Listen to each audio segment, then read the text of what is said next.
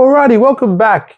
I am your unofficial Australian board game correspondent, and today we're continuing our playthrough of all my Final Girl stuff, and we've got the Poltergeist at Creech Manor.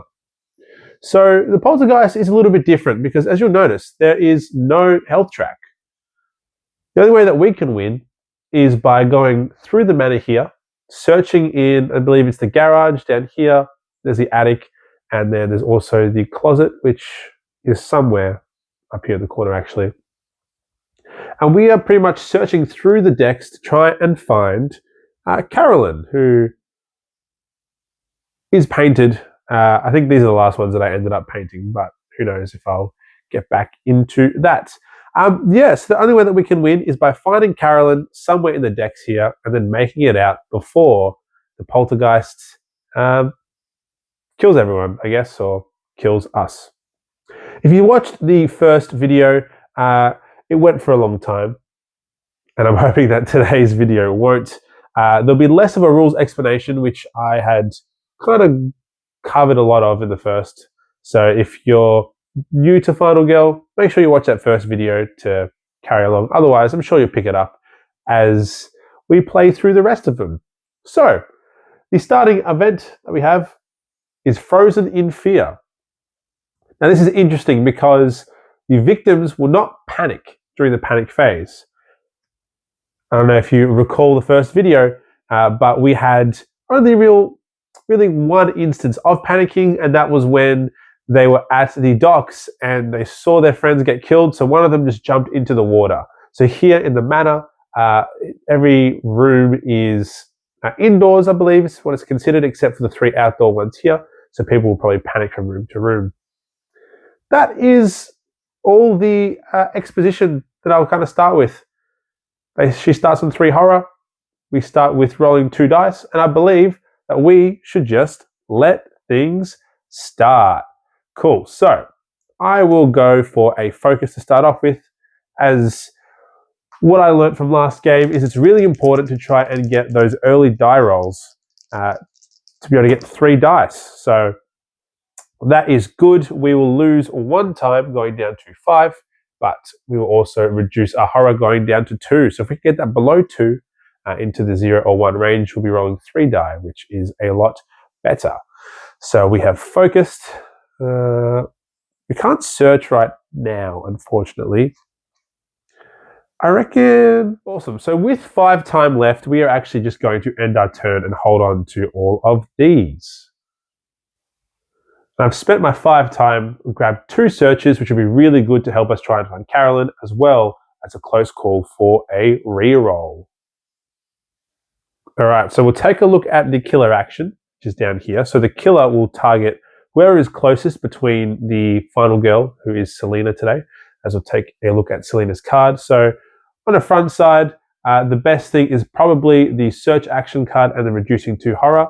She has 6 health, which is a lot more than we were dealing with most of the characters. But on the back here, this is why I picked her, because if we are struggling to find Carolyn, this will help us search through the deck real fast.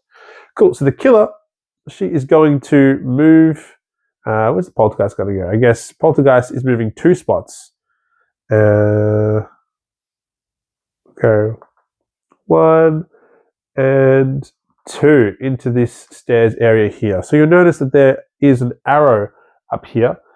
This is a one-way movement space. So the only way to get into this room is through there. Same thing over on this side, out of the windows. The only way to get around is there. So there's a little bit more going on in terms of the map in the manor compared to the wide open Camp Happy Trails. The Poltergeist is in here. The Poltergeist will have 1 attack according to the action here. So, rawr, there goes our first victim, unfortunately. What a shame. So the Bloodlust will move up 1, meaning that the horror also goes up by 1. Cool. So now we'll have a look at the terror card to see what it will be. The ground is shaking. Ooh, uh-oh. So the Poltergeist will teleport into our space and will attack us. If we take any damage, all of our moves during the next action phase are panicked.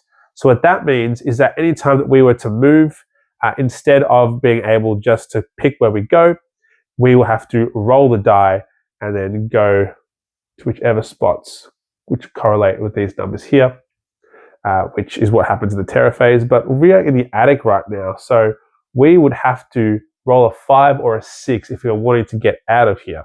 Now, that will only happen if we are dealt damage. Take a look at our hand. We have no defense, so we are going to take 1 hit here. Cool. That's not that bad. Ouch. Swell. So now we'd go to the panic phase. No one saw anyone else panic, and also with our event to keep in mind as well, there will actually be no panicking. So we go to the upkeep, have no items to rearrange, and now we'll go and we'll take our turn. Cool. So we are stuck in the attic right now with the poltergeist, which doesn't seem like a fun spot to be. So we're going to start by trying to focus once again, see if we can get closer to that 3 die threshold. We're currently on 3 horror. Bang, that is pretty good. So we'll go up 2 times, up to 8, and we'll drop down onto 2 on the horror track. Thank you for that. Next, we have a choice between searching and short resting. So we could try and regen some of that health that we lost from being attacked, but I'm actually going to search first while we are up in the attic, because I don't really want to move given that we're going to have panicked moves. So we'll have a roll, got 1 success, so I could take the top item of the attic, which would be the padlock. So with the padlock, we get to put the padlock token between any 2 rooms and only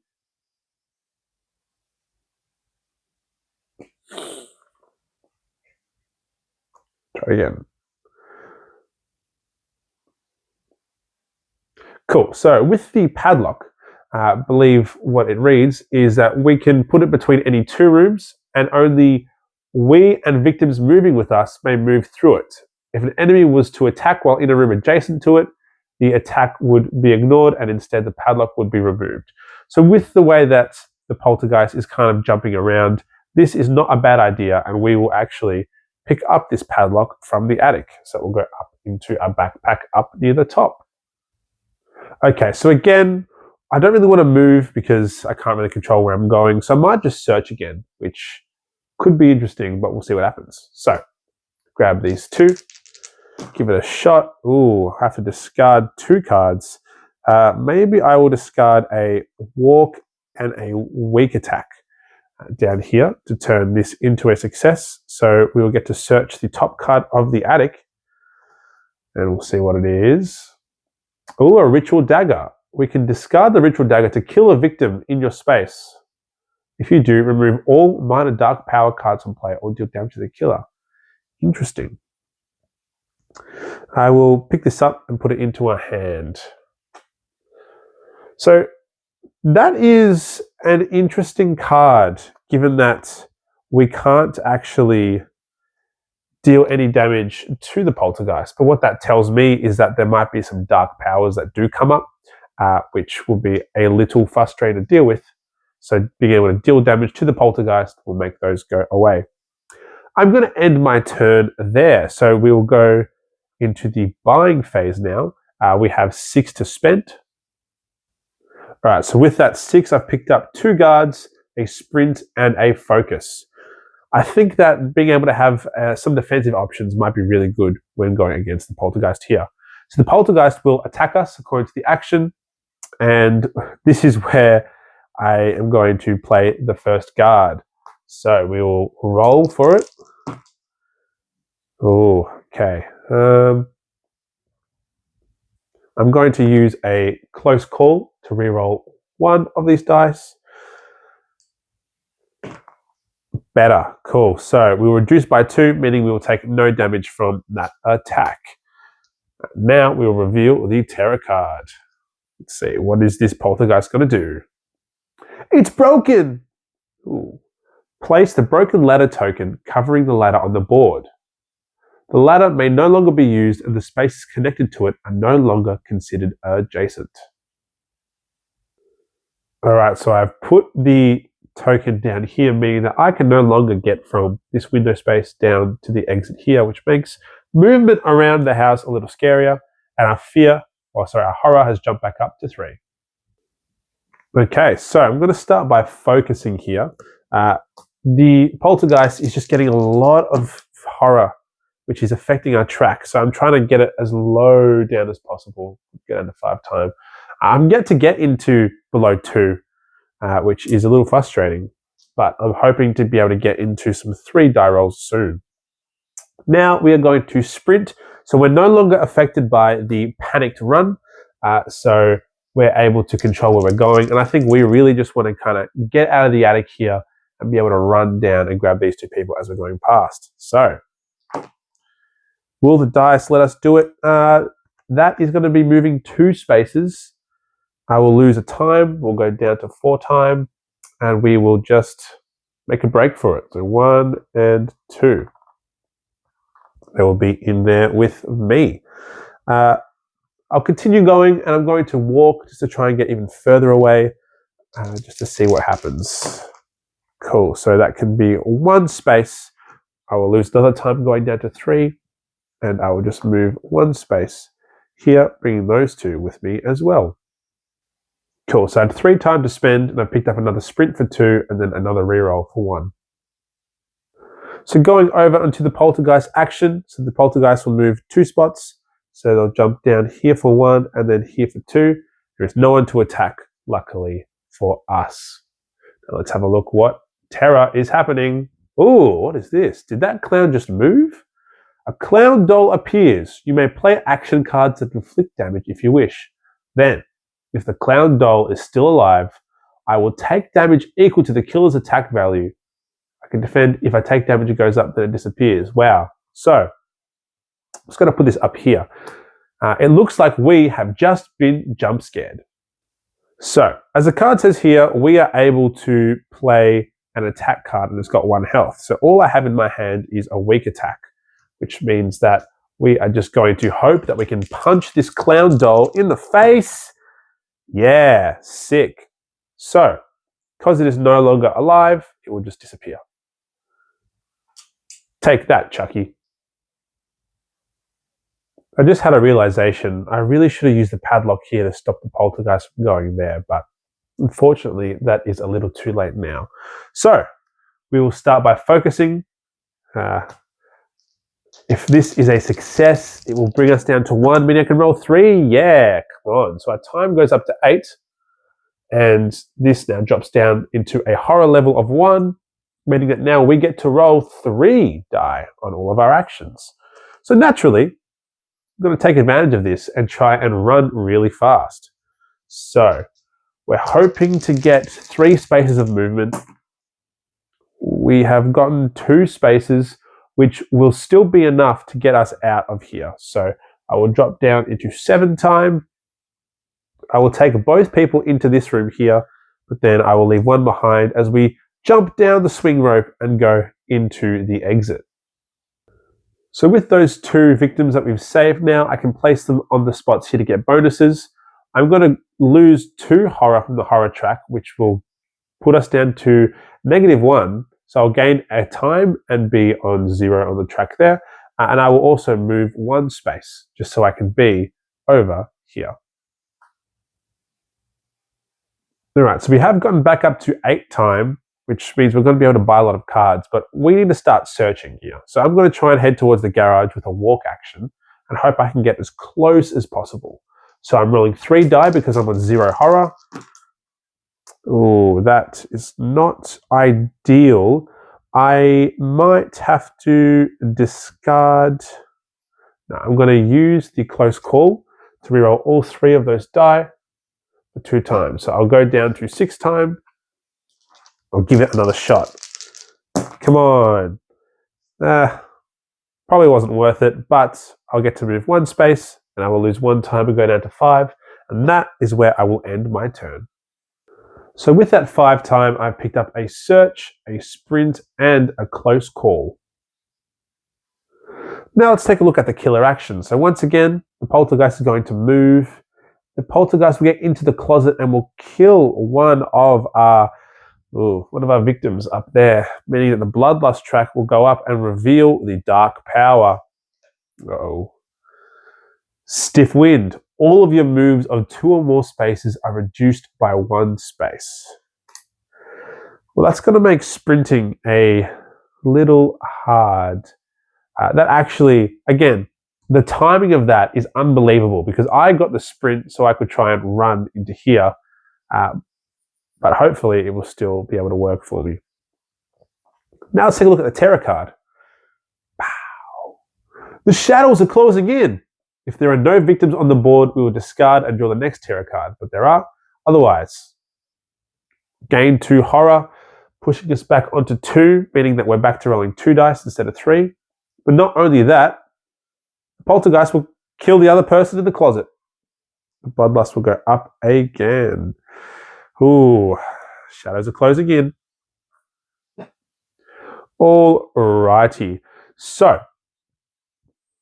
the next time that the poltergeist would get rid of a victim, we would gain 2 horror, which is a little scary. So it might be time to start thinking about getting potentially an improvise or a distraction to try and keep that horror level low. So we will start with a focus, as we usually do, just to try and give us a chance at rolling 3 die. We can discard 2 cards. I will discard the short rest and the walk to turn that into a success. So we will drop down into horror level 1 and be back to rolling 3 die. Okay, so now that we're there, let's try sprinting. I'm hoping that we can really get into the garage from this. We would get to move 2 spaces. Stiff wind was if it was 2 or more spaces, which means that we unfortunately would only be able to move 1 space according to this. But I'm going to use my close call and I will re-roll. I could re-roll all the dice for 2 less time, which I might do. So we'll go down to 3 and we will give it a shot. Oh, that is worse. I should have just stuck with what I had. All right. That's going to be my turn. I missed some die rolls and I just stood in the foyer and was just admiring the the artwork or something.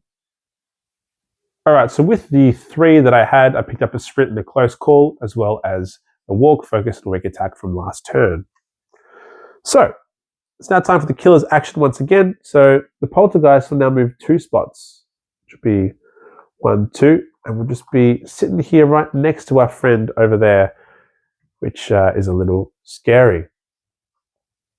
Let's have a look at the tarot card. Carolyn, where are you? If Carolyn is not with you, discard and draw the next tarot card. Okay. So I just want to explain one thing I didn't actually go over in the last one. This tarot card deck is kind of like the game timer. So there are 10 cards in this deck, and when you run out to 0, we will reveal the epic finale, or just the finale of the poltergeist, or whichever killer you have, which usually makes things a little hairier and scarier. Okay, everything was flying around. Place the poltergeist with the closest victim, or in your space if there are no victims. So the horror will go up by 1 to start with, and the poltergeist will just teleport right here. I'm putting the poltergeist here because we wanted to go this way, and that makes it worse for us. And that will unalive this victim here, which means that the track goes up by 1, which means that we also get 2 more horror, pushing us back up to 4. So we got jump scared, someone's neck got snapped, and now instead of being cool, calm, and collected like we were last turn, we are unequivocally shaking in our boots. Okay, so we are going to start by using this padlock. This padlock finally. I'm going to put it right here. So what this means is that the poltergeist won't be able to just walk out of this area. I'm sure that she'll teleport and cause mayhem elsewhere. But I'll just keep it there for now, hopefully slowing her down for a little bit while I try and rescue these people. So I'll start by playing a focus, just to try and bring our horror down a bit. We're currently on 4, and I will drop that down to a 3. Next, we will go for a sprint. So, I guess the best thing we can hope for is a 3. Oh, that's going to be 2 spaces, which with what we're dealing with currently in terms of the stiff wind will only be 1 space. So I am going to play a close call to try and re-roll this number 1, just so we can try and move twice. Cool, 6 and 6, perfect. So we'll drop down to 4 time, but I will now get to move 2 spaces instead of the 3. So I will go 1 into the ballroom and 2 bring them back out into the foyer, telling them, don't worry about the screaming behind that door or the knocking. Just ignore that. It's completely fine. Now that we're so close to the exit, let's try and walk out of here. So I'll roll these 2, and that is going to be 1 success, which is good enough for me. So we'll drop down to 3 time, and I will take these 2 out of here, out into the, I guess, the open. And that means that we now get to go into our ultimate side. So not only will we be able to grab 2 more time, pushing us back up to 5, and a search action card for free after saving those people, but now every time we want to take a search action, we get to roll 2 additional dice, and now every time as well that we save another victim, we'll receive 2 time. So there's nothing I can really do now as I'm stuck outside, so I'm going to end my turn there with 5 time and get some new cards. We'll probably go for a sprint so we can try and run through the house, and I reckon I'll grab a distraction too, because the horror seems to be piling on. Yeah, we're currently on 3, so if I can grab this and combine it with a focus, then we'll try and get down into the 1 area again. So for the killer action, they'll move. She kind of... All right, so hi, it's your unofficial Australian board game correspondent talking to you from the future. Essentially, I learned that I have played a rule terribly wrong, which I do find out a little later.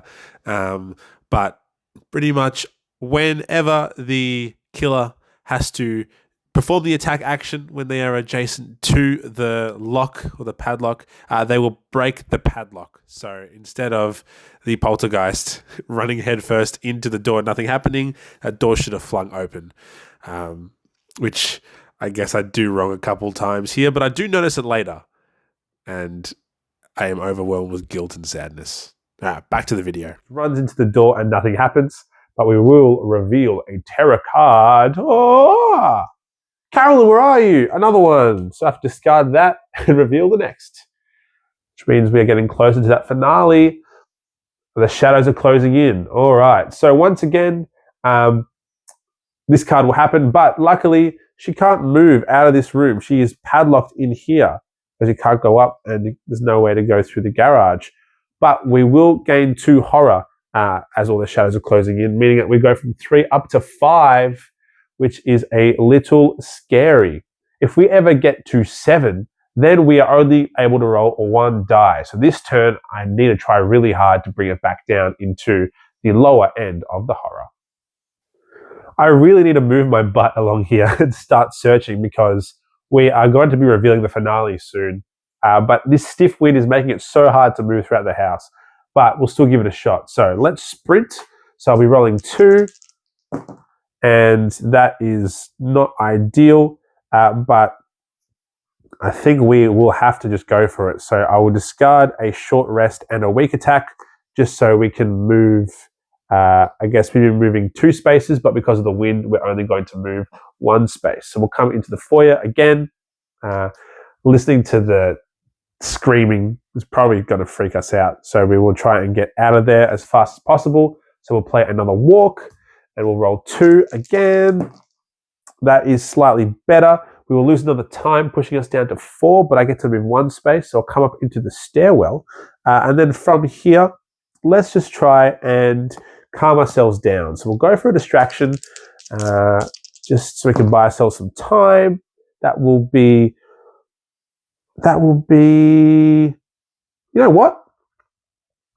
Desperate times call for desperate measures. So I'm going to discard a search and a focus just to turn that distraction into a double success. So we'll go down from 5 to 3, but we will also gain 2 time, pushing us back up to 6.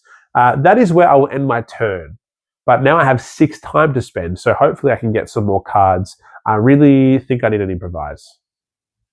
Yeah. All right, so I've picked up an improvise and a distraction, as well as the focus and the walk from the previous turn. Now let's see what the Poltergeist will do. So again, because of the lock, the Poltergeist won't move, but this card might let them teleport, probably. I assume so. Where the hell did this storm come from? Lightning strikes your space and each space adjacent to you. Ooh, okay. So one victim in each space is killed and you lose health equal to the Poltergeist's current attack value.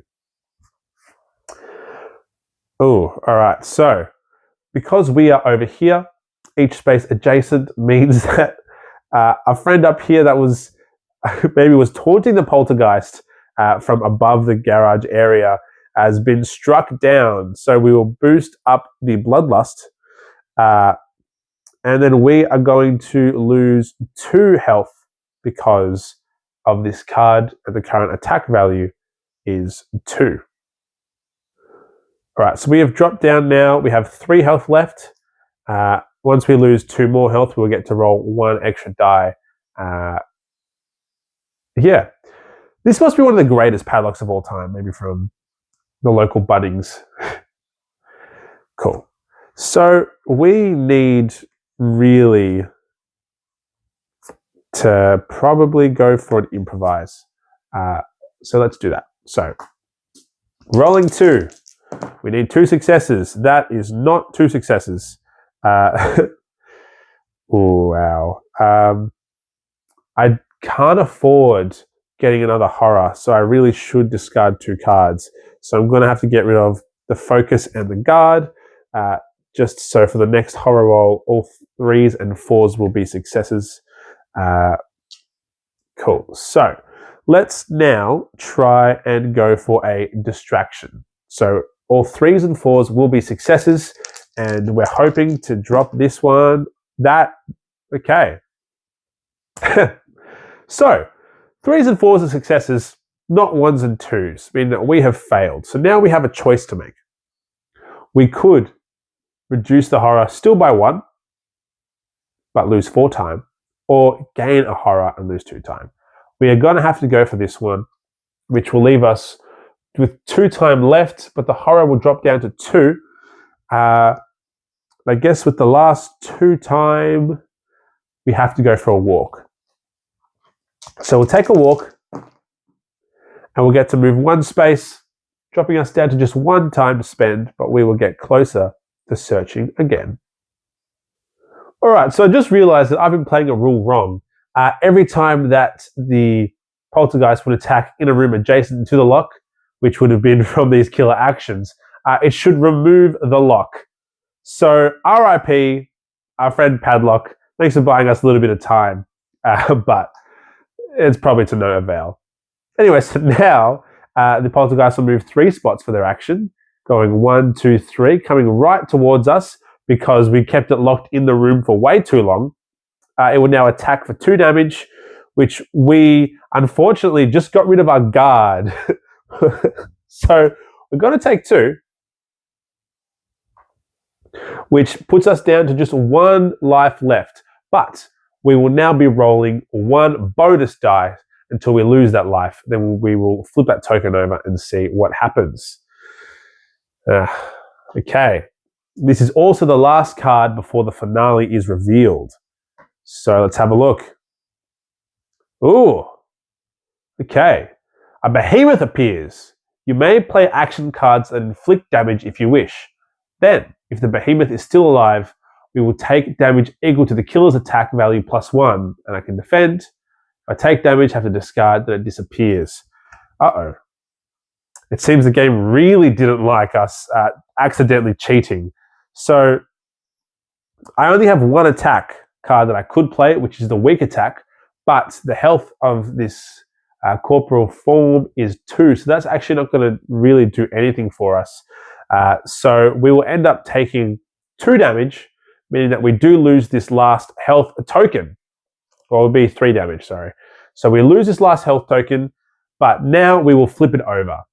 So the attack has been resolved, and whatever is on the other side of this will either mean that we can stay alive for a little bit longer, or our time at the Creech Manor has ended. Okay, so we have 1 health left.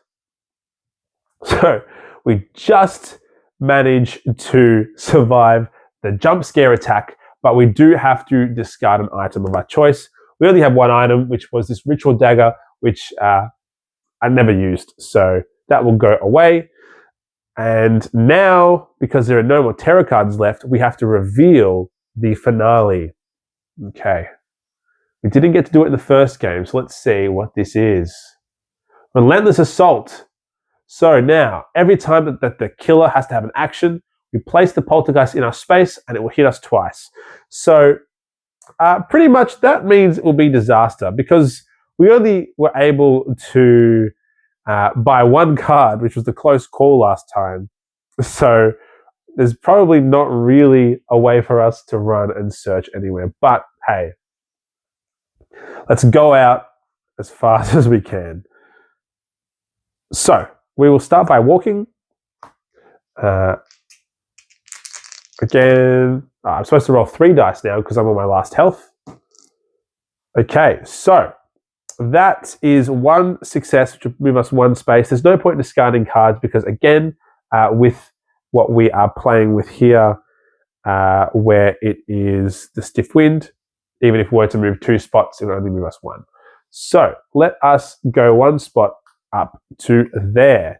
Now, there is a chance I could survive, but that all comes down to having enough defensive cards in my hand and then being able to heal. So I have a choice to make here now. Do I use my short rest to heal up, even though we will actually be taking 4 damage next time, but be able to get a guard? Or do I save it and instead spend the time wiser? Okay, so I'm going to focus, right? I'm on horror level 2 right now. So a success, I'm hoping it's going to be a great success. It's not a great success. We need to make sure we still have enough time to be able to buy the guards that we need.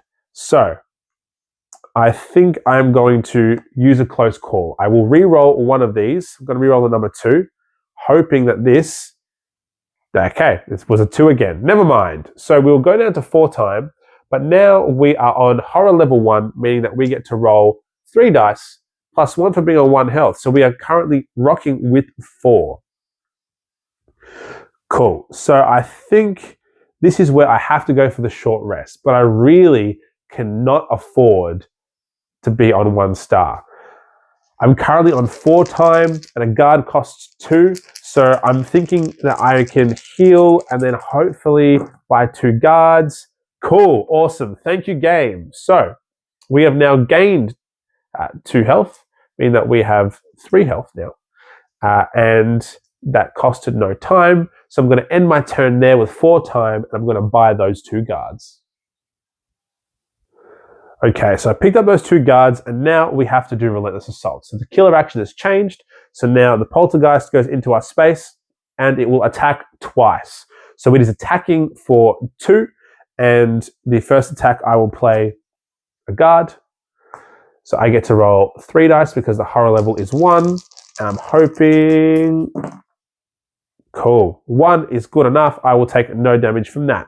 Now, it attacks a second time, and I could either take the hit or play another guard. I will go for another guard, obviously. So rolling 3 again. Cool. Reduce it. I take no damage. Now, the scary thing that we have to deal with is the fact that we are not going to have any guards for the next one. So unless we're able to end with 4 time or more for a retaliate, I don't know if I can say that properly. Unless we can end with 4 or more for retaliate, which would again be blocking, our game will be over. Okay, so it's time to do what must be done. We need to walk. So we really desperately have to go into that closet and just hope that we're able to find her. Unfortunately, that is not great, but I have to send it. So I'm going to spend these 2 to turn one of those into a success. So we'll go down to 5 time and we will move into the closet. And now with this search, I really need 2 successes at the top because we know what is on the top of the deck here in the closet. It is a map. But on 2 successes, you're able to look at the top 2 cards. So I'm just begging that Carolyn will be that second one. Okay, I have no cards in my hand, so I can't turn it into another success. Oh, sorry, hang on a sec. How could I forget? When resolving a search action, we get to roll 2 additional dice thanks to being on our ultimate side. So there's still a chance. Bang, 2 stars, all righty. So we'll go down to 4 time, and now is the moment of truth. So the first card is a map. So during the action phase, we can discard it. For each item deck, we'll get to look at, I guess, cards in the deck, but we're not going to have much time to do that. We'll look at the second card, which is, it is a trash can lid. So I am going to grab the trash can lid because I will actually be able to use it to block some damage. It has 3 uses, so I can use it to block up to 3 hits. I will put the map on the bottom of the closet.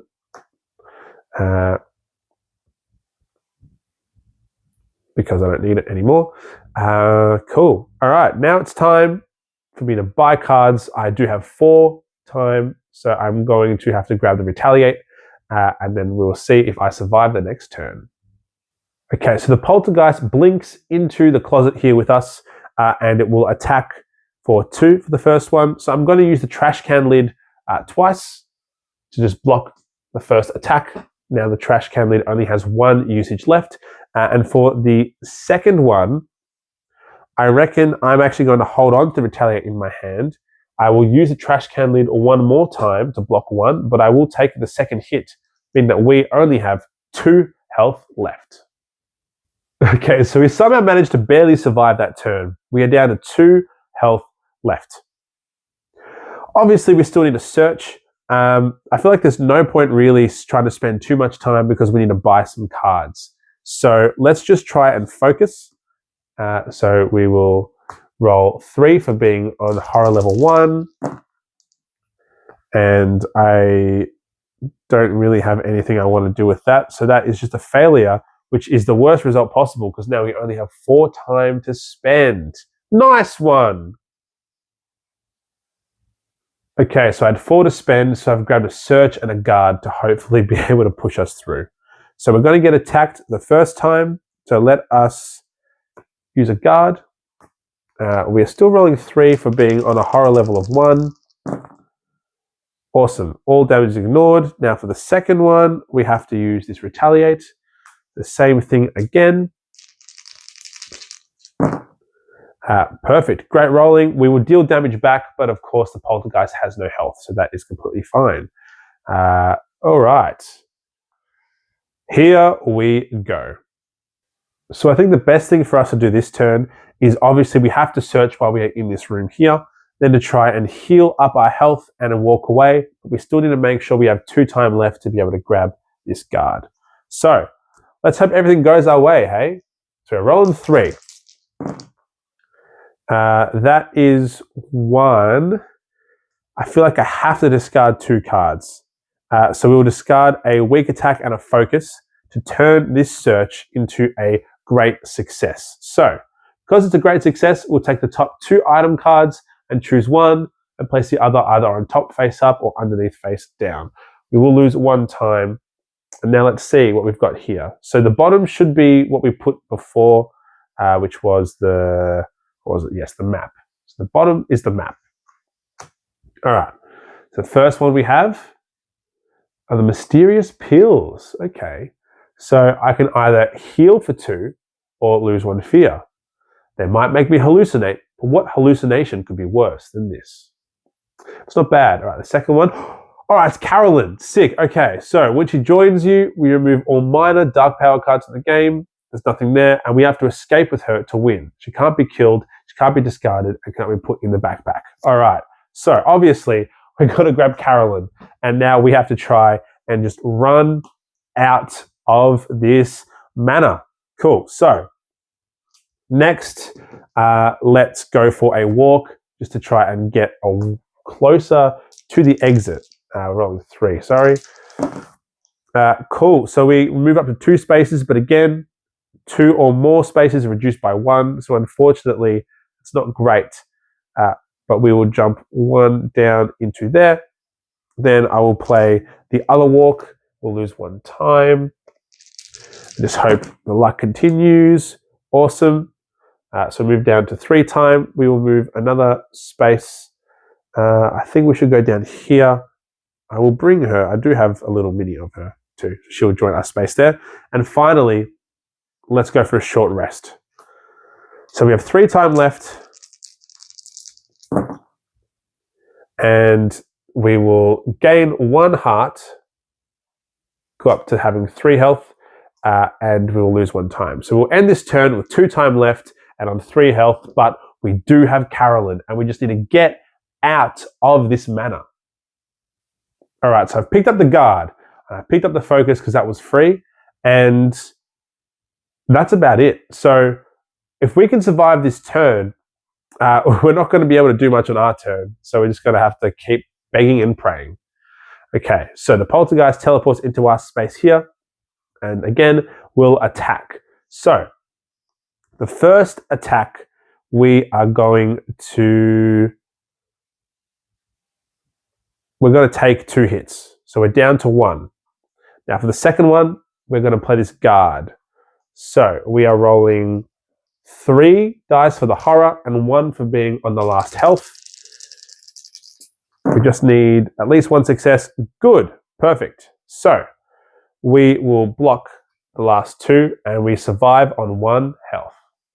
Cool. So for my turn, I only have the focus, so I'm not going to do anything. Instead, I'm going to spend my 6 currency to pick up a guard, a retaliate, and all these other cards to come back into my hand from the previous turn. So again, the poltergeist will attack us. It seems like a pattern that's just continuing. So let's see how this goes. We're going to guard first. We are rolling 4 still. Cool, ignore all damage. And now for the second one, we are going to use retaliate. Still rolling on 4. Cool, all right, so we've ignored both of those. And now it's time for us to get out of here, hopefully. So I've got 6 time. I've only got 1 walk, so I'm not actually going to be able to get far. But I'm hoping I can maybe get into this room here to then jump out of the window. So let's take this walk. Let's roll our 4. Just need 1 success. 1 success. Okay, so we've got no successes, meaning I will discard 2 cards because while I could move 1 space, this would end up killing us. So I will discard 2 cards, which will have to be a weak attack and a focus. We'll drop down to 5 time left. And we are going to move 1 spot into here. And now we are going to go for hang on a sec. Yeah, we're going to go for a short rest. I think I just realized that I think we've lost. Well, because this one's going to be a star. I can't discard 2, so we go down to 4 time. We heal 1. But one thing I guess I didn't pay attention to was we no longer have any defensive cards and we can't move anymore. So that's actually going to be the end of my turn. I would be able to buy cards. I've got 4 currency to work with, so grab one of those. There are no defensive cards. Uh-oh. So, sure, let's grab an improvise. And then a reroll. And now the poltergeist will attack. Poltergeist comes crashing into this room. We are 1 spot away from escaping. It will deal its first attack. I have no defense cards to play, so we will take 2 damage. There's our first one. There is our second one. And the poltergeist has flung us out of the window and has kidnapped Carolyn. And Carolyn will not be able to escape. And thus ends Selena's attempt to survive this encounter. Wow. It's really interesting because that felt so much different to when we played against Hans. Because I guess Hans, his thing was constantly just moving around. He had less mechanics that were different going on for him. He was just kind of like Jason. Whereas here we were dealing with a haunted spirit that would just teleport everywhere, that would get us with some jump scares. Now, of course, perhaps the game would have turned out differently.